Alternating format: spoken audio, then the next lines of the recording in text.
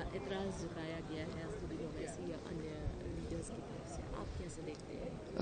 आज committee report ले हुई है और जो जानकारी हमें कमेटी के माध्यम से मिली है तो जिस तरीके से सारी कार्रवाई कमेटी की हुई उसमें भी पार्शैलिटी की गई, उसमें इंडिपेंडेंट तरीके से सारे जो भी इनपुट्स थे उनको इंक्लूड नहीं किया गया।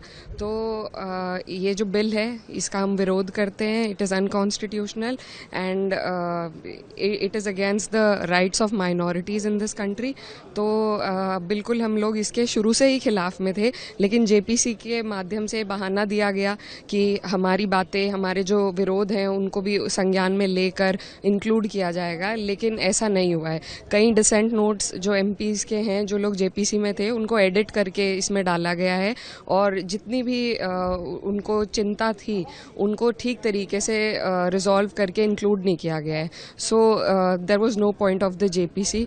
जिस वजह से जेपीसी बनाई गई थी वो वजह को पूरा नहीं करती है, तो जाहिर सी बात है हम लोग सभी लोग, पूरा विपक्ष इस अनकॉन्स्टिट्यूशनल बिल के विरोध में है। असदुद्दीन ओवैसी उन्होंने ये लगातार पहले भी कहा कि ये मुस्लिमों के हकों का हनन करना है, आज भी ये कहा कि अनकॉन्स्टिट्यूशनल है और मुस्लिमों के अधिकारों को उनसे छीनने वाला ये है, आप भी मानते हैं? जी बिल्कुल, 100%। इसमें बहुत सी चीज़ें हैं जिस पर कई बार हम लोगों की भी डिस्कशन आपस में हो चुकी है और ये एक माइनॉरिटी बॉडी है।